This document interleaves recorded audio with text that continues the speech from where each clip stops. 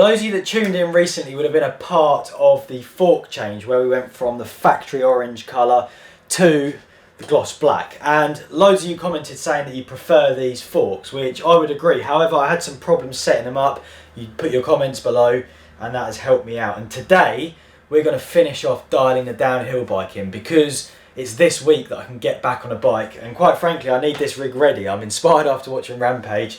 It needs to be ready to send, and that is what we're doing in today's episode.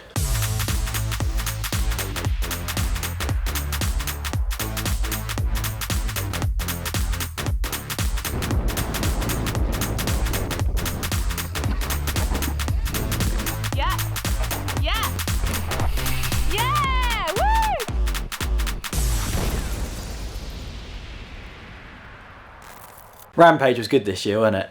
Yeah, it was so good. Yeah, I always enjoy that event. Me too, it's one of my favourites to watch. It has inspired me to ride the downhill bike. I don't think you'll catch me doing the same things as what them guys are doing, but I can pretend. But before I do pretend, I need to get my downhill bike actually working. So we have a load of upgrades and parts here today. We've got some brakes, which aren't really an upgrade, that's just a standard requirement. Got some new tubeless valves because I'm going to check the sealant and make sure they're all topped up for all those steep cliffs and gnarly ridges that I won't be riding. And we have had a delivery from EBC Brakes with pads, discs and some merch, magnetic bowl for the Dream Workshop, so that's a really handy gift. That's not going to be fit to the bike, by the way. The bike's a state. It really needs a bit of TLC, and we're going to start by taking it outside and giving it a clean.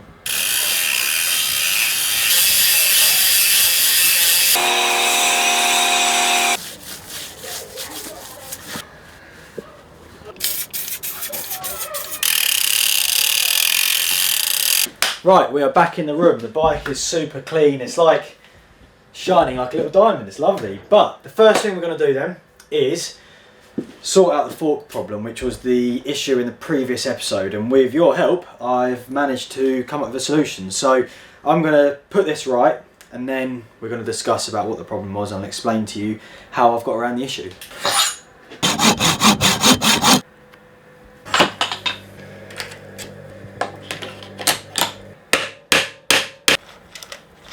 The forks are finally fitted, no rattly headset, and we have the correct distances. So thank you to every single one of you that put your comments or even messaged me directly to help me solve the problem. I'm basically just going to explain what was happening. So the problem I had is that I just couldn't work the distances out correctly for here. Well, I thought that I couldn't, and based on where the stickers were, I couldn't get 203mm of travel. So I was informed that you can have, with triple crowns, any distance you like between the clamp here and the top clamp where your handlebars go onto. That is adjustable, and you adjust that based on how you want the rake of your head tube. The bit that you need to have more than 203mm of travel on is the lower part of the fork, and the reason for that is because the air spring is 203mm, which I guess is an internal component, so that will bottom out at 203mm. So as long as this distance on here is longer than 203, then you can have it wherever you want. The stickers are set at where the fork will top out, is what I understand from what I was told. So as long as the crown is above the stickers, then that's absolutely fine. They're in the bike now, they're dialed, thanks to you guys. And we are now going to get some brakes on it. I fitted the front brake. It does need a bleed, it needs new pads, new discs, which are in the box, recently delivered by EBC, which I'm excited to try out. I'm going to give it a bleed just because these brakes have been sat there a while, and it only takes 5 minutes, and you can just achieve way better braking results by quickly doing it. There should be a plug for this little oil drum here, but when I bought my bleed kit, it didn't come with one. So satisfying when you tighten this and you just get that little bit of oil just seep out the top. But you can feel how good the brake's going to be even with the blocking. Obviously the pistons aren't tight to anything, but that is what you want. If it's spongy and when you pull it comes in really far, then you probably need to bleed it again, but it was pretty good anyway, so it just needed flushing through, a bit of a top up of fluid, and that is going to be good for the next while, for all those gnarly sends, man.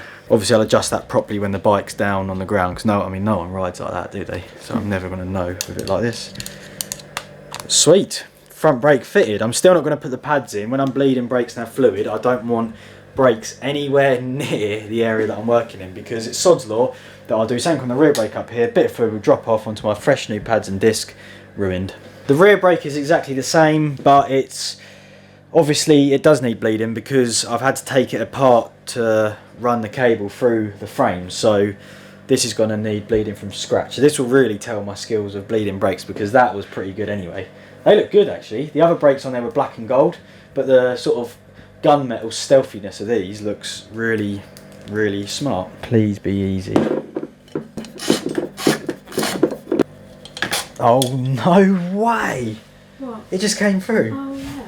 You were so concerned then, and I was so pumped. We've retrieved the cable and I've fitted the lever, the caliper's fitted, it's got the block in there ready for bleeding, so we need to now put the little pin in and add all the olive and the nut that squashes the olive to seal the system off before we bleed it.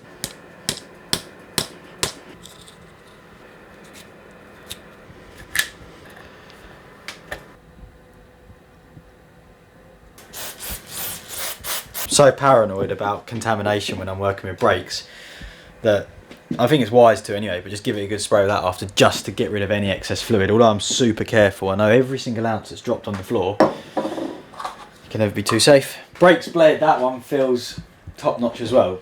It's now exciting because it's now time to dive into this delivery from EBC and fit some new discs and pads. Right, let's see what we've got in here. So I'm excited to give these a go. EBC, they're known in the motorcycle world for making super good brake calipers and brake discs. There's some merch in here from them, which is very kind. And here we have some premium brake pads, which I'm excited to try out. Braking performance is crucial for me when riding. I rely a lot on the feel of my brakes and I like them to be nice and sharp. So with these new discs and pads, we should achieve them results. These are Suffix R, which are high friction soft compound for downhill use only. There's going to be some stopping power in these bad boys. Downhill for the rig. Before we fit the discs, I'm going to do the tubeless, because then there's literally no chemicals or fluid that can go near the new rotors. That's how paranoid I am about contaminations. I'm going to keep the tyres because there's actually nothing wrong at all with the tyres. They've still got quite good tread, but I can see that the sealant has all dried up in there. Get that valve out because we're going to have new valves. Orange, Orangina. Out with the old, in with the new.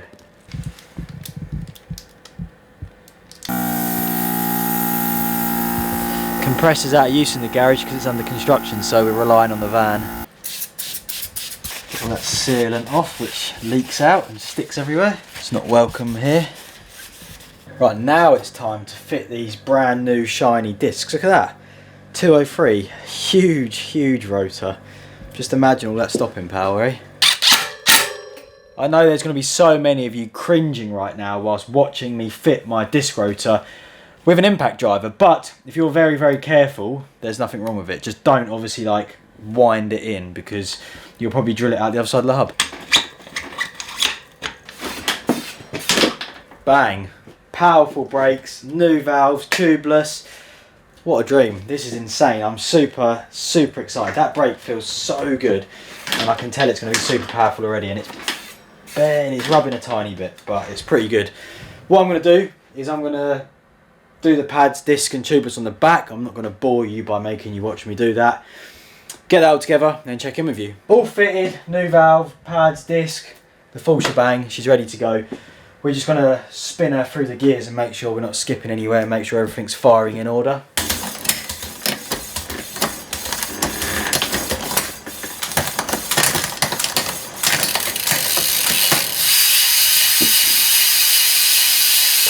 Bike's done. Just take a moment to take a look at that beast. Insane. So stealthy, so shiny. The brakes, I did like the old Saints because basically they're the same brake, I think, except these are lighter weight because they are they're made for the enduro bike and the e-bike, whereas the Saints are a bit more heavy, but that's neither here nor there for me. All I know is the gunmetal sort of fits in with the new black stealth theme, and there's loads of cool little touches on this, like that cashmere top cap that we just fitted, and the orange dust caps, the orange shock, gold in there. yeah, it's just sick. And you know it's dialed in, and you know it's a dream setup when you can drop it and it makes this sound. Or doesn't even make a sound. It's so nice, it's very refreshing. I think what we're going to do now, we're going to take it out of the workshop and we're going to play some music and take a closer look at this with some nice cinematic shots.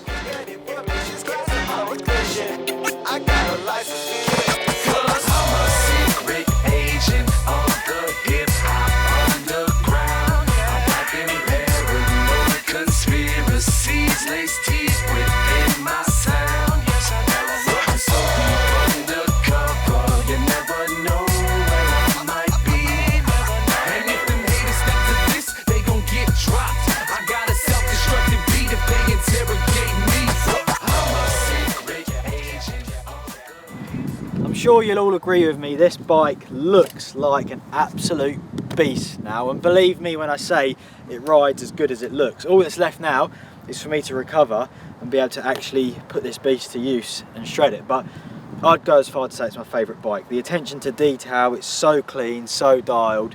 This is definitely one that I try to look after more than the others. Not that I don't look after any of them, but I go a bit easier on this one because this is my pride and joy. It's my super bike out of my collection, and I'm stoked it's back together. Thank you very much everyone that said to keep the black forks. When you all put in the comments, I was like, these guys are crazy. But I went with it anyway, and just filming those clips you just watched, I know that they're the forks and they're absolutely perfect. I really like the black on black with the hints of orange, the new orange valve caps. Yeah, it's so exciting. And what's even more exciting is going to be making some videos on this bike soon. So if you've enjoyed this upgrade, sort of putting back together, rebuilding video, give us a thumbs up, leave your comments below, and I will see you guys in the very next video.